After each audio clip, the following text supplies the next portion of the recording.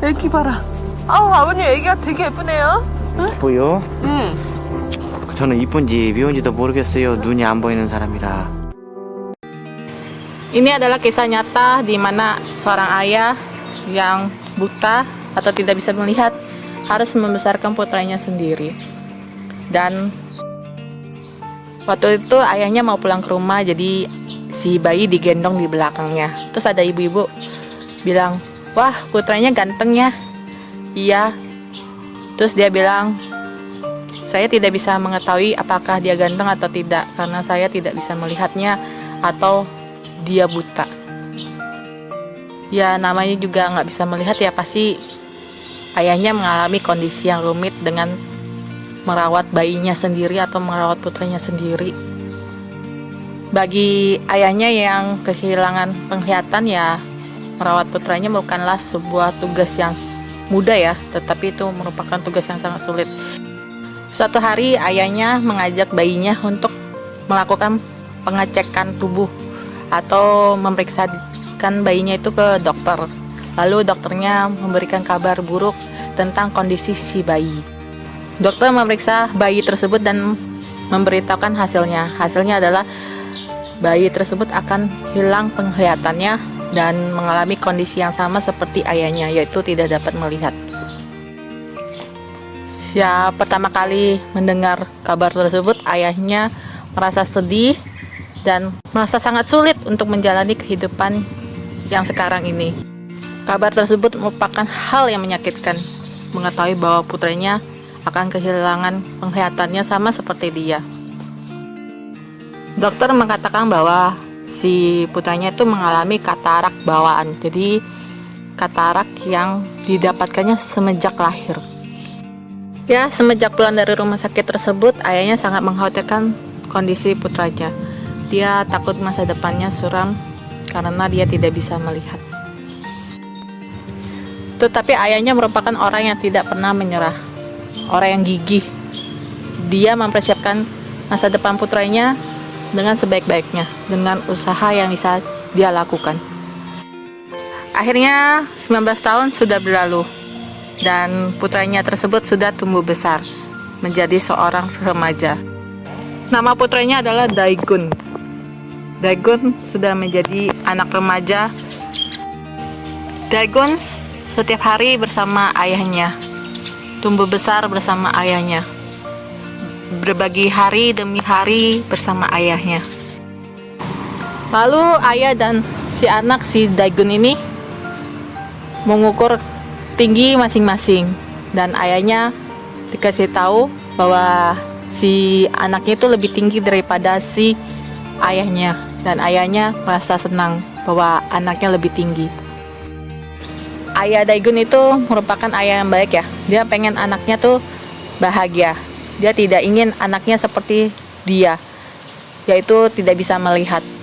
Makanya si ayah Daegun ini menyuruh Daegun untuk melakukan operasi mata agar dia bisa melihat.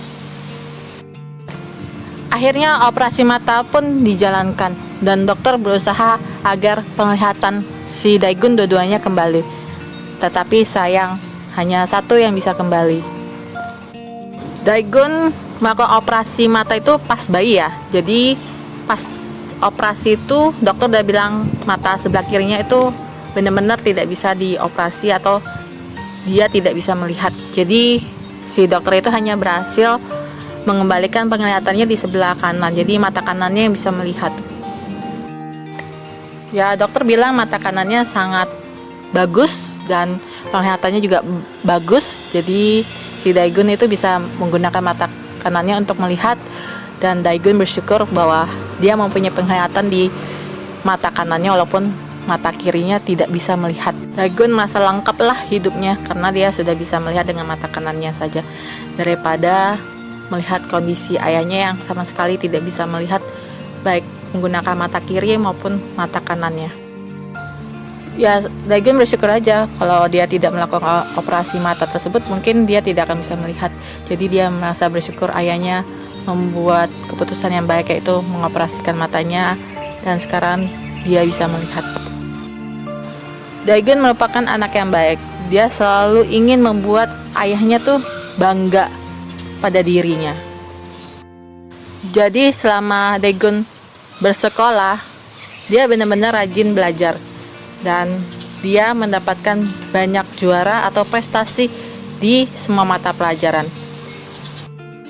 Daegun melakukan itu atas dasar rasa terima kasihnya kepada ayahnya yang telah merawatnya sampai sekarang. Karena bagi dia, ayahnya adalah ayah yang paling hebat, ayah yang paling dia banggakan.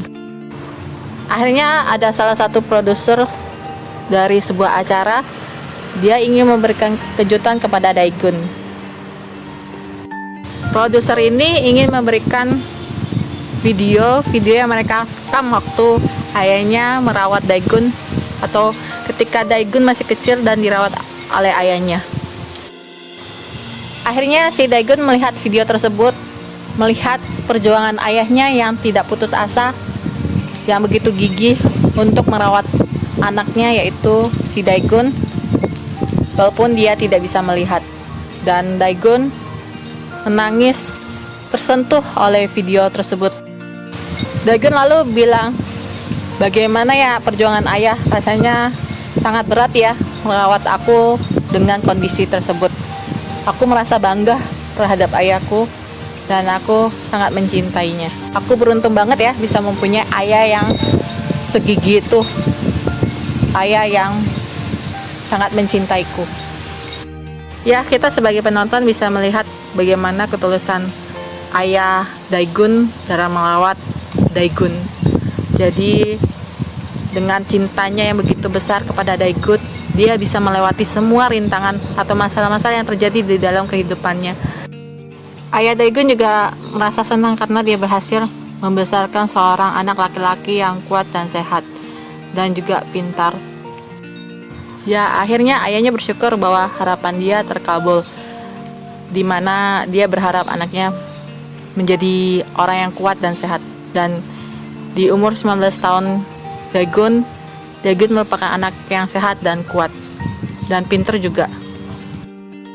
Selama dia berjuang merawat anaknya agar menjadi orang yang kuat dan sehat dan juga pintar, dia juga ada rasa cemas bahwa harapannya itu tidak akan berhasil atau tidak akan tercapai, tetapi ditepis dengan semangat atau kegigihannya, karena dia yakin harapan itu pasti akan tercapai.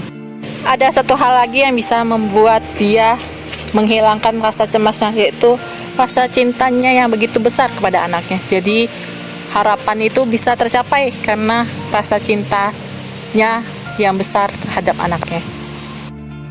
Jika kalian adalah salah satu yang seperti ayahnya Daegun, jangan menyerah, jangan putus asa. Kalau kalian benar-benar mencintai anakmu sebesar ayahnya Daegun, pasti masalah-masalah itu akan lewat. Dan lewatnya juga mudah karena kita mempunyai cinta yang besar dan tulus kepada anak kita. Dan jangan lupa, setiap masalah pasti ada jalan keluar. Tinggal kita memperbanyak ibadah kita kepada Tuhan, sehingga Tuhan membantu melancarkan semua masalah, atau masalah itu akan jadi ringan ketika kita melewatinya. Semoga video ini menjadi inspirasi kalian dalam menghadapi masalah. Jangan putus asa dalam menghadapi masalah, dan banyaklah beribadah kepada Tuhanmu, sehingga Tuhanmu bisa membantu memperingan masalahmu dan masalahnya lewat begitu saja. Semoga kalian suka dengan video ini. Jangan lupa subscribe, share, and like jika kamu suka. Sampai jumpa di video saya selanjutnya. Bye bye.